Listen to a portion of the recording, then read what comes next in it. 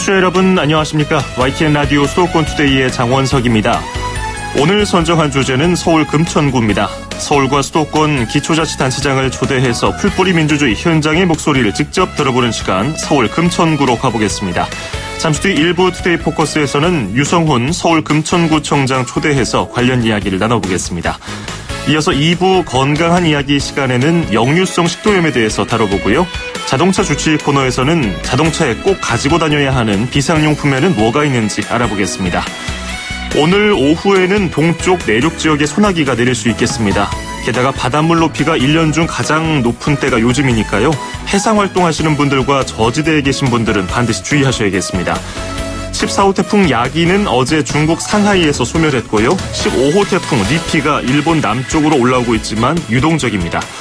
오늘 한낮 기온이 서울은 36도, 춘천 36도, 대구는 38도까지 오르겠습니다. 2018년 8월 14일 YTN 라디오 수도권 투데이 지금 시작합니다.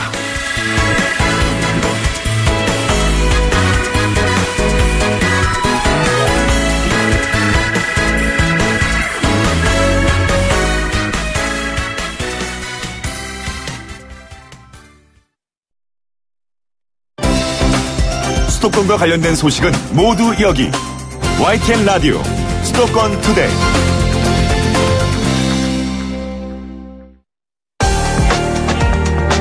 투데이 포커스. 네, 저희 수도권 투데이에서는 릴레이 인터뷰를 하고 있죠. 수도권 기초자치단체장에게 듣는다라는 주제로 각 지역의 기초단체장을 직접 초대해서 민선 7기를 시작하는 각오, 또 향후 구정 운영 방향에 대해서 이야기를 나눠보고 있습니다.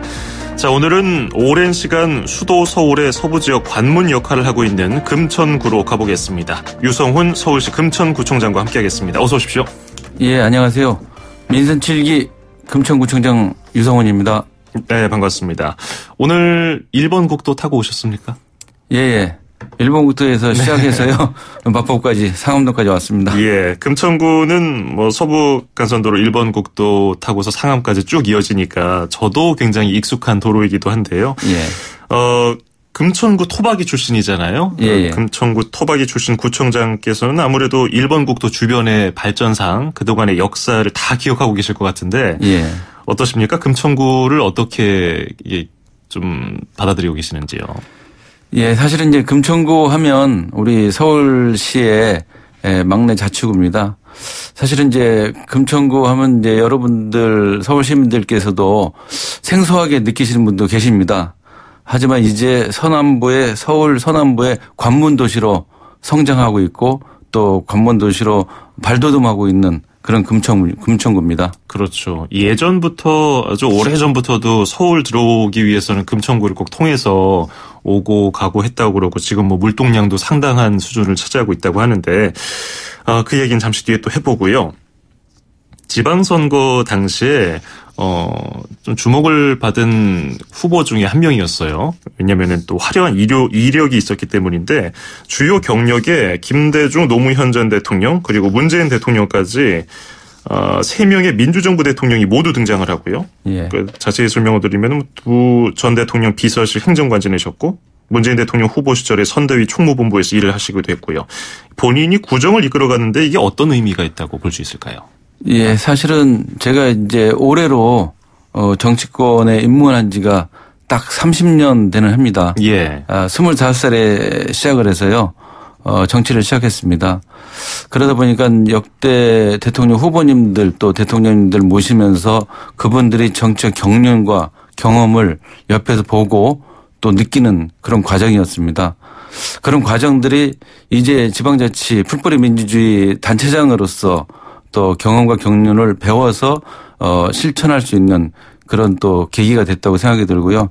그런 소중한 경험들을 살려서 우리 주민들의 행정에 접목하려고 노력하고 있습니다. 30년을 맞는 올해인데 그만큼 구청장으로서 민선 7기를 시작하는 각오가 또 남다르실 것 같아요. 어떠세요?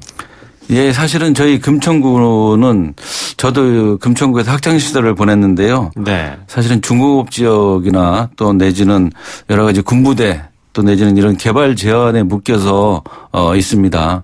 특히 우리 금천구는 과거 구로공단의 배후 도시로서 우리 그 근로자와 도시 서민들이 많이 사시는 그런 동네입니다. 네.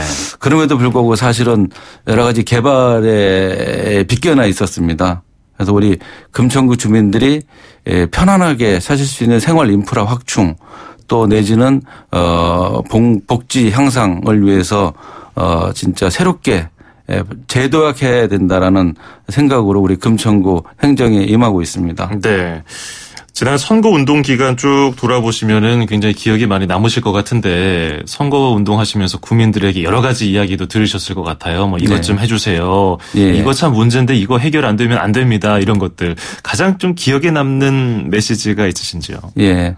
사실은 우리 금천구민들 또 서울 시민도 다 똑같다고 생각이 드는데요. 네. 저한테 선거 과정에서 제일 중요한 메시지가 구청장이 되면은 연락이 안 되더라. 또 구청장이 되면 문턱이 높더라. 이런 말씀을 제일 많이 하십니다. 네. 그래서 저는 이런 부분들이 제일 우선적으로 없애져야 되겠구나. 그래서 문턱을 낮추는 또 주민과 함께하는 그런 구청장이 되도록 노력해야 되겠다 이런 다짐을 다시 했었습니다. 그래서 그런지 얼마 전에 그 금천구 내 아파트 단지 공사 현장에 가서 소음 민원을 직접 확인하고 또 주민들하고 대화 나누셨잖아요. 네. 거기서는 그 여러 가지 고민 많으셨을 것 같아요. 금천구가 앞으로 계속 개발 사업을 해야 되는데 이런 소음 문제 같은 생활 민원은 계속 나올 것이고 이 부분은 어떻게 풀어가야 될지 좀 생각 좀 해보셨습니까? 예. 사실 이제 구청장의 기본 임무는 두 가지라고 봅니다. 하나는 엄정하고 공평한 법 집행과 두 번째는 주민의 복지, 주민의 삶의 질 향상이라고 봅니다. 이 두 가지가 사실은 어떨 때는 중첩되기도 하고 어떨 때는 상충되기도 합니다. 네. 이런 것들을 슬기롭게 펼쳐나가야 되는데요. 주민들의 요구는 사실은 환경권이라든지 생명권 또 내지는 재산권에 대한 욕구가 굉장히 강하십니다. 그런 부분들을 법적인 잣대와 법과의 제도의 절충을 통해서 또 상호 토론과 소통을 통해서 풀어나가려고 하고 있습니다. 그렇군요. 그런 일을 하라고 63.4%의 높은 득표율로 금천 구민들이 이 유성훈이라는 사람에게 금천구청장이라는 막중한 임무를 맡겼을 것 같은데 예. 금천 구민들이 왜 구청장을 뽑았을까요? 사실은 제가 나름대로 이제 선거 이슈로 제기했던 게 두 가지가 있습니다. 네. 하나는 내게 힘이 되는 구청장. 이게 이제 제 선거 슬로건이었습니다. 예. 그것은 뭐냐면 최근에 우리 주민들의 요구는 생활의 현장 속에서 구청장이나 또 행정이 그런 생활의 요구를 좀 풀면 좋겠다. 이런 욕구가 하나 있었던 것 같고요. 네. 또 하나는 이제 지역 개발에 대한 욕구가 굉장히 많으십니다. 아까 말씀드렸듯이 최소한의 생활 인프라, 안전 인프라를 확충해 달라. 그거는 뭐냐면 사실은 집권 여당에 힘 있는 구청장이 왔으면 좋겠다. 예. 그래서 좀 지역 발전을 힘 있게 추진해 달라 이런 요구였던 것 같습니다. 이 두 가지 요구에 대해서 저도 사실은 많이 주민들과 소통하고 토론하고 네. 또 민선 7기 이제 제가 한 달 좀 넘었는데요. 많은 계획과 플랜을 짜고 있습니다.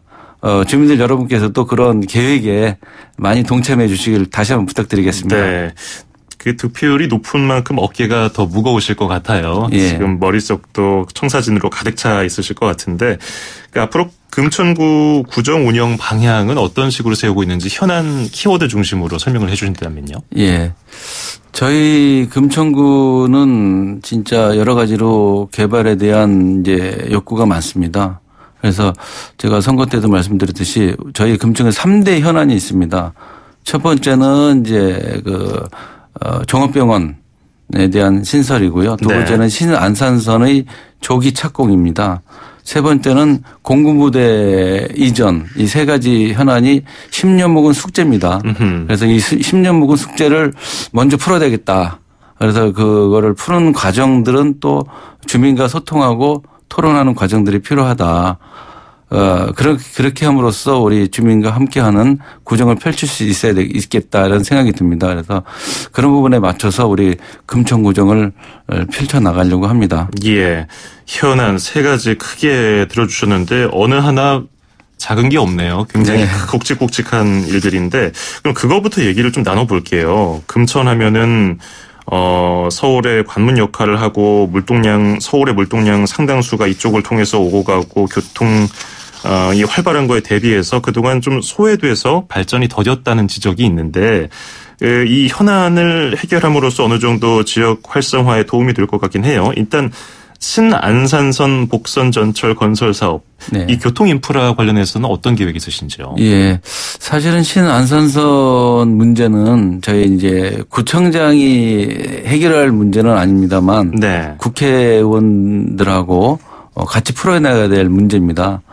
저도 그래서 사실 얼마 전에 이제 김현미 국토부 장관님을 직접 찾아뵙고 신안산선 조기 착공에 대한 건의도 드렸습니다만 저희 지방자치단체 차원에서 행정적으로 뒷받침할 수 있는 그런 과정들은 충분하게 뒷받침하려고 합니다. 네.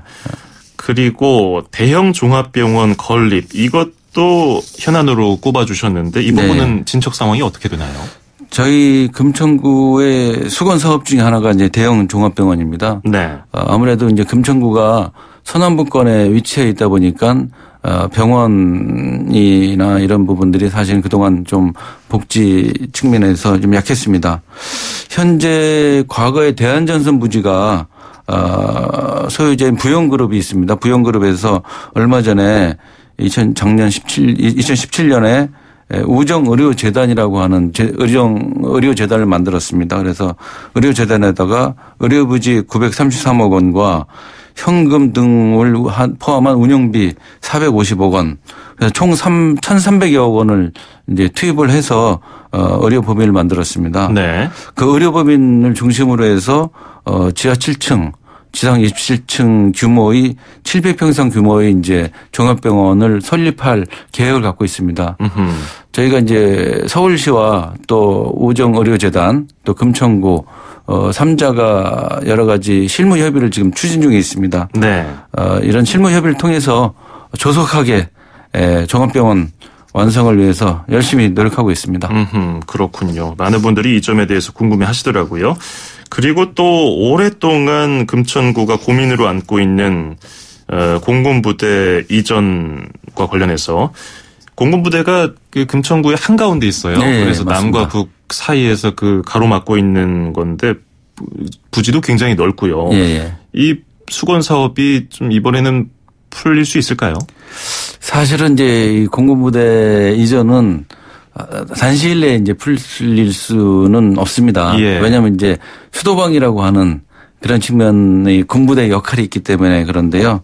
근데 그럼에도 불구하고 저희 금천구의 한가운데 있어서 남북을 가로질러 있습니다. 그래서 금천구 발전을 저해하고 있기 때문에 저희는 제 임기 중에 그 초석을 놓으려고 합니다. 그리고 그 방향은 금천구의 미래 먹거리 산업을 유치해서 특히 요새 이제 4차 산업이라든지 IT 이런 분야를 유치해서 미래 먹거리 사업을 펼쳐 나가는데 저희 금천구에 기반이 되고자 그런 계획을 잡고요. 그래서 군과 그다음에 이것도 서울시 그다음에 국토부 또 이제 SH공사와 작년에 MOU도 맺은 게 있습니다. 그래서 네. 실무적으로 차근차근히 추진하고 있습니다.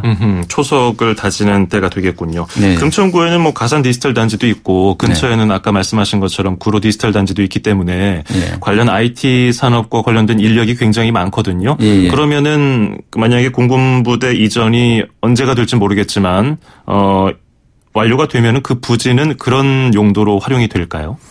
지금 여러 가지 이제 이해 기반이 좀 충돌하고 있습니다. 예. 이제 군 쪽에서 요구도 있고요. 또 서울시와 또 SH공사의 생각도 있습니다. 저희 금천구에서는 기본적으로 이런 이해 관계를 조정하고 이제 합동 TF를 통해서 조정 과정이 있습니다. 근데 저희 금천구의 목적과 입장은 금천 구민들이 그동안 사실은 군부대로 인해서 나름대로 이제 피해와 이제 이런 역할을 좀 왔기 때문에 독산동 일대를 중심으로 한 지역 생활권, 미래 먹거리 산업을 유치하려고 노력하고 있습니다. 그렇군요. 현안 세 가지에 대해서 들어봤고요. 그리고 복지에 대한 얘기를 좀 해봤으면 좋겠어요. 뭐 복지하면은 금천 구민들이 가장 바라는 점 중에 하나일 테고 또 넓게 해석하면은 생활 환경을 손보고 또 제도 개선하는 것등 다양한 게 포함될 수 있는데 일단 민선 7기에서는 특이한 슬로건이 있어요. 태아부터 행복한 금천을 만든다는 구상을 만드셨는데 예. 오는 27일에 아동 친화 도시 조성을 위한 토론회도 열린다고 하고 예. 구체적으로 어떤 방안이 있으신지요? 사실 이제 어제 저희가 유니세프 와 이제 아동 친화도시 협약식을 맺었습니다. 아, 그러시군요. 예. 그 의미는 뭐냐면 사실은 이제 아이들이 행복한 도시 이게 사실은 이제 국가 경쟁력의 기초인 도시 경쟁력을 확보하는데도 제일 중요한 요소라고 생각합니다. 네. 저도 이제 선거 때 여러 가지 이제 그 공약을 내걸었는데요.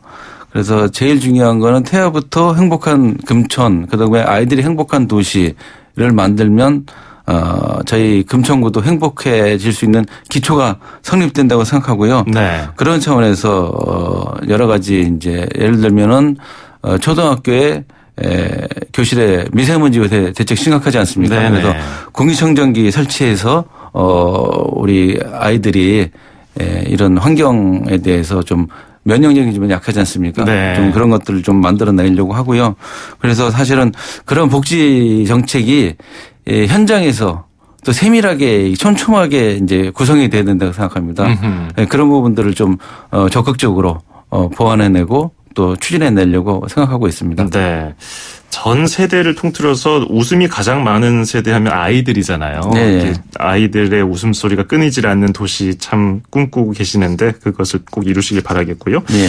그리고 도시공간 재편과 관련해서도 이제 적기라고 지금 또 판단하고 계시는 것 같아요. 대표적인 게 금천구청역 복합역사개발인데 네.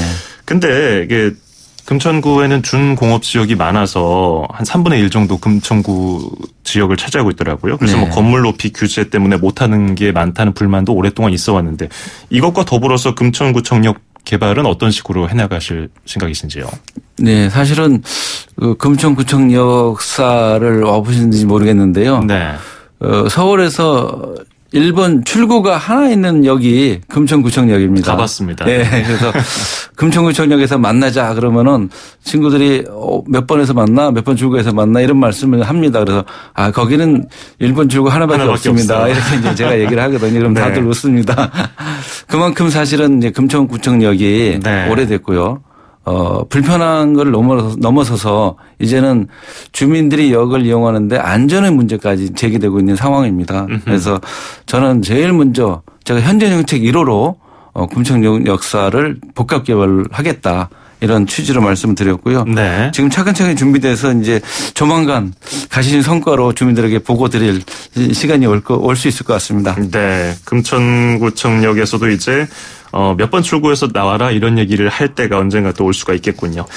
자, 마지막으로 이제 4년 뒤에 금천 구민들은 유성훈이라는 금천구청장을 어떻게 평가할지 이것도 궁금한데 어떤 목표를 세우고 계시는지요? 예, 저는 금천구에서 자라서 금천구의 애정이 남들보다는 조금은 더 있습니다. 네. 그만큼 사실은 금천구 발전에 대해서 목말라 있는 우리 주민과 함께 하고 있고요. 그래서 저희 공직자 여러분들한테도 항상 그 말씀을 드렸습니다. 제가 취임식도 생략하고 말씀을 드렸는데요. 현장을 중심으로 하는 소통 행정을 하자.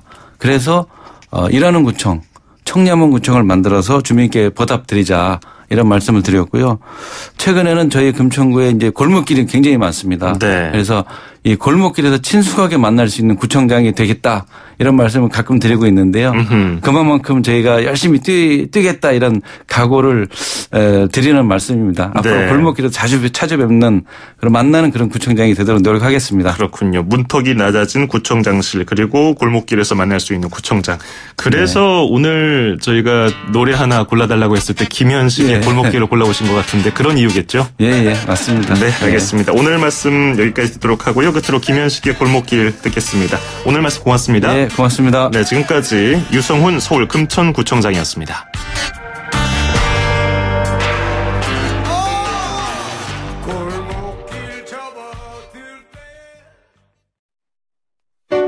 (2500만) 수도권 청취자를 위한 모든 소식이 한자리에 YTN 뉴스 FM 수도권 투데이.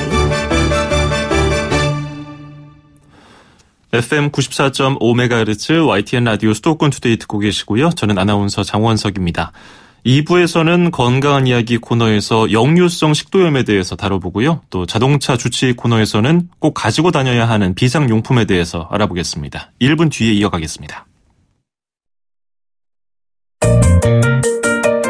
음악과 수도권 뉴스가 한방에 수도권 전문 방송 수도권 투데이.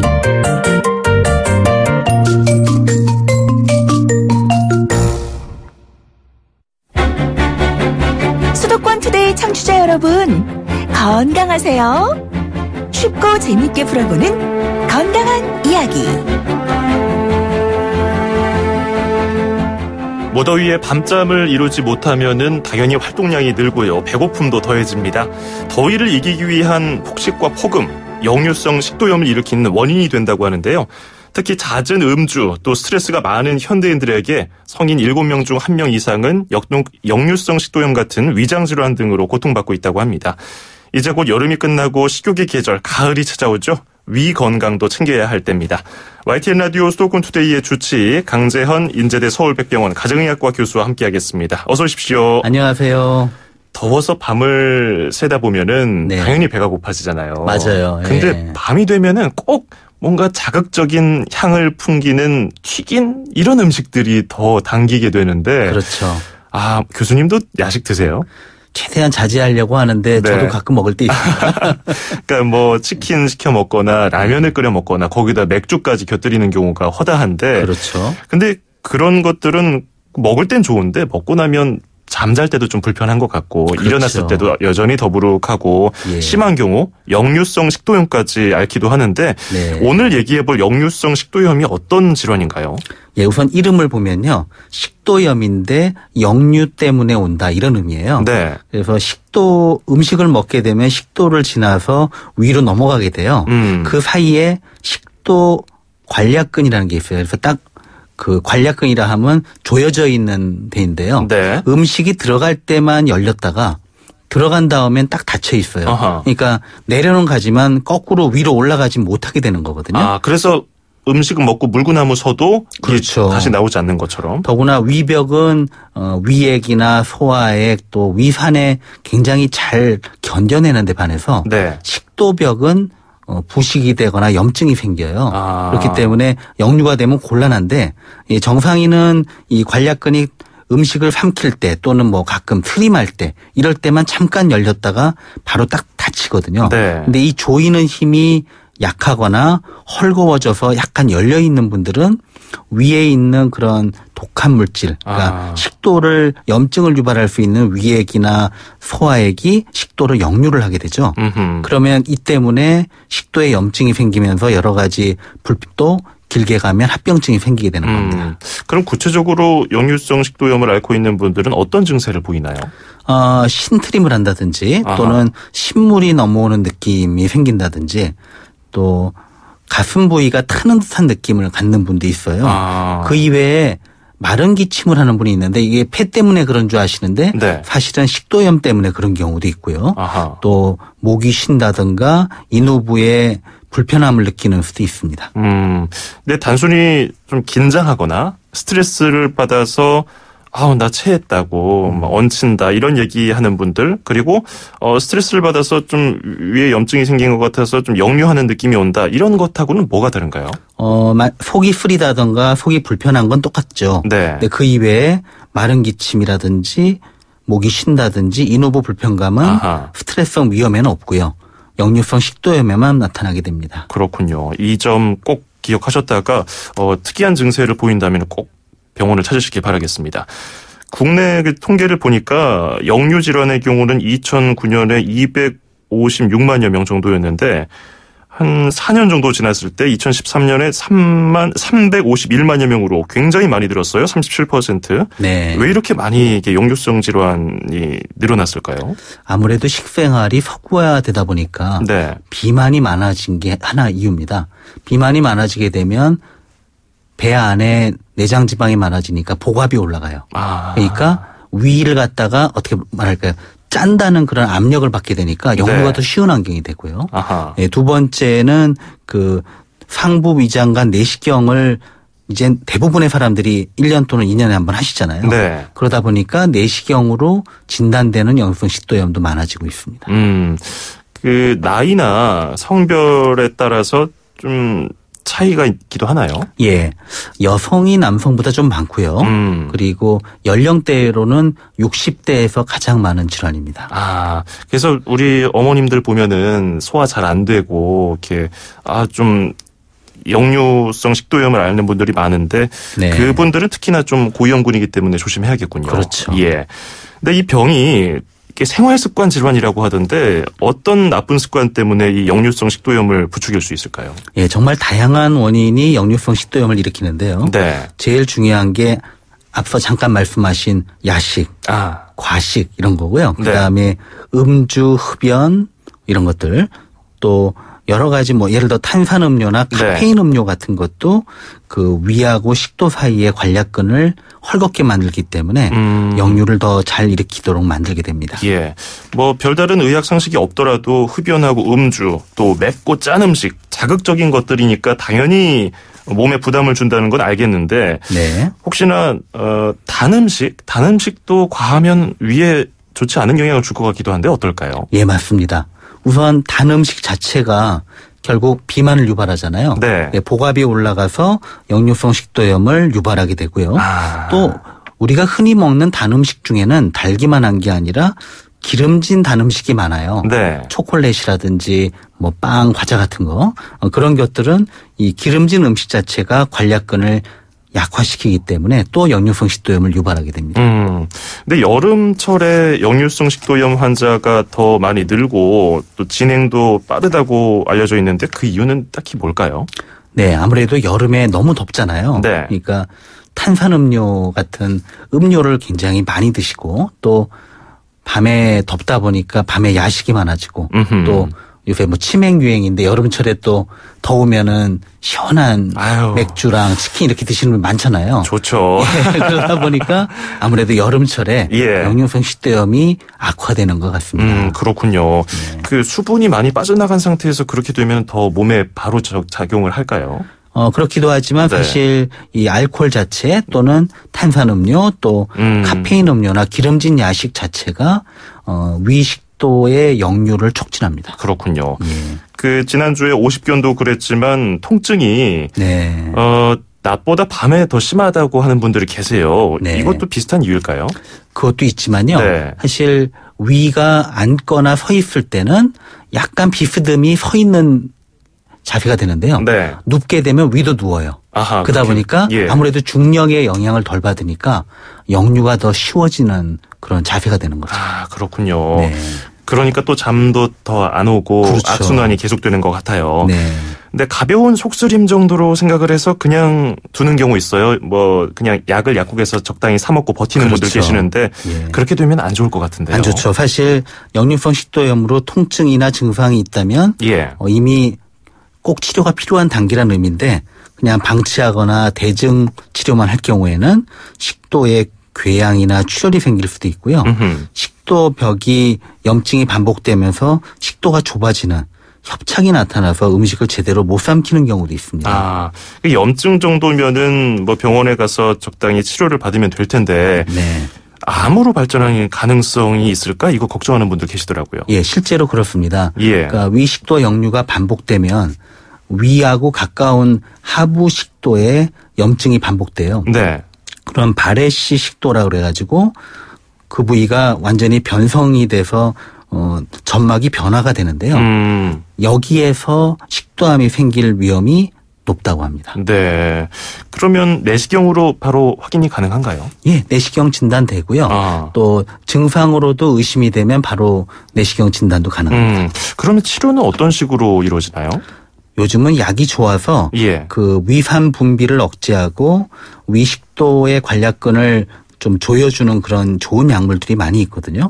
보통 4주 정도만 꾸준히 치료하면은 좋아져요. 네. 근데 많은 환자분들이 왜 나는 이렇게 위식도 역류가 낫질 않느냐라고 불평을 하시는데 그런 분들 보면 생활습관병이잖아요. 그렇죠. 약으로 치료했는데 생활습관을 안 바꾸니까 또 생기는 겁니다. 그 재발 위험성이 높기 때문에 생활 습관을 꼭 그 방금 말씀해 주신 거 지켜야 될 텐데 증상 좋아졌다고 치료를 중단해서는 안 될 것 같고요. 네. 그리고 요즘 인터넷에 보니까 이런 얘기가 있어요. 그림이랑 같이 첨부가 돼서 위장이 약하거나 역류성 식도염 환자는 뭐 왼쪽으로 누워서 자는 게 좋다. 이렇게 얘기가 있던데 이거 신빙성이 있는 얘기일까요? 그 부분은 좀 논란이 있고요. 네. 앞서 말씀드린 것처럼 몸이 완전히 누우면 위가 눕게 되잖아요. 네. 그러니까 역류성 식도염이 심한 분들은 머리하고 상체 부분이 약간 들리는 자세가 되도록 그 침대 뒤쪽에 뭐 베개라든지 어떤 책 같은 거를 해가지고 조금 약간 들린 상태에서 주무시면 좋은 건 맞습니다. 아, 그렇군요. 예. 자, 끝으로 짧게 그 어떤 음식을 피해야 할지 간단하게 좀 들어볼까요? 예. 기름진 음식, 네. 또 커피나 탄산음료 같은 카페인이 많은 음식, 초콜릿 이런 것들을 피하고 제때 먹고 야식을 피하시는 게 가장 중요합니다. 네, 알겠습니다. 오늘은 역류성 식도염에 대해서 알아봤습니다. 고맙습니다. 감사합니다. 네, 지금까지 인제대 서울백병원 가정의학과의 강재헌 교수였습니다.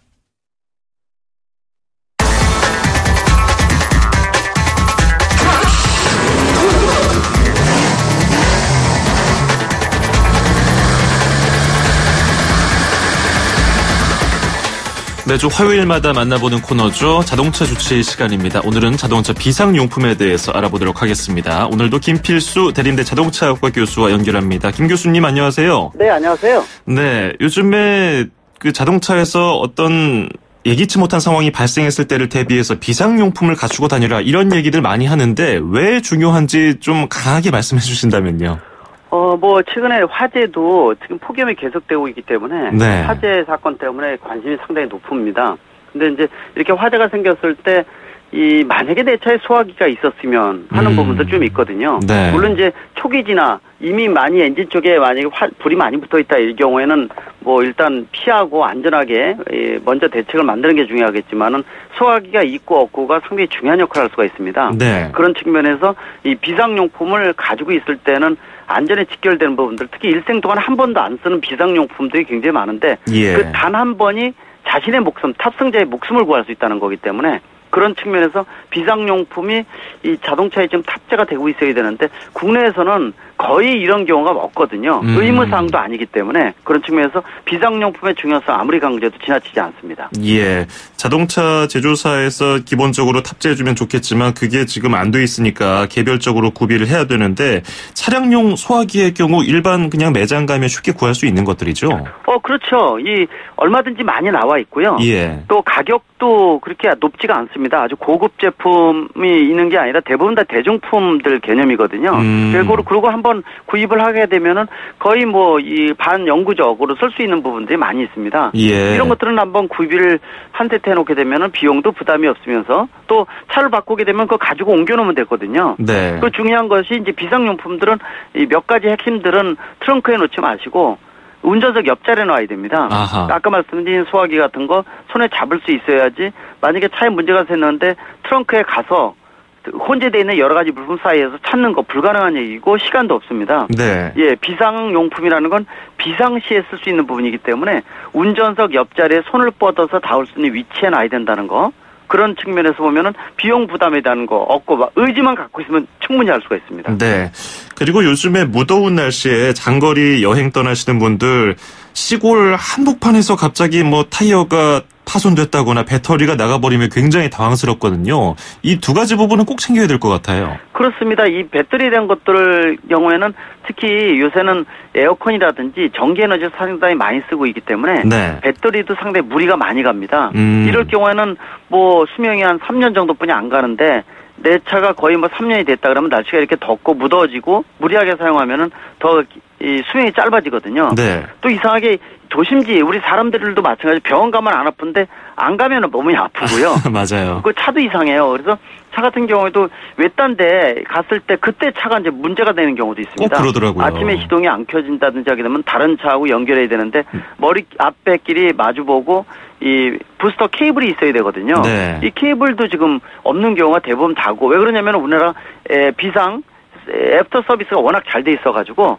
보험사 이런 데 연락하면 뭐 금방 오는데 내가 못 들어 알아 이렇게 생각하시는 분들 많거든요. 근데 생각 이상으로 본인이 직접 해야 되는 경우도 있고요.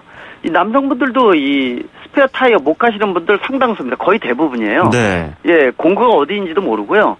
어떻게 해봤는지 연세 든 분들은 한두 번씩 해본 경험이 있는데 젊은 층들은 타이어 교체 못합니다. 네. 예, 이런 거 경우도 사실은 좀 한 번쯤은 본인이 배우고 비상시 대처를 해줘야 되는데 부르면 오는데라는 생각을 가지거든요. 그렇죠. 그런 측면에서 배터리 부스터 케이블, 배터리 교환, 뭐 그다음에 말씀드린 대로 뭐 사고 났을 때 뒤에다가 세워놔야 되는데 안전 삼각대에 대한 거 있죠.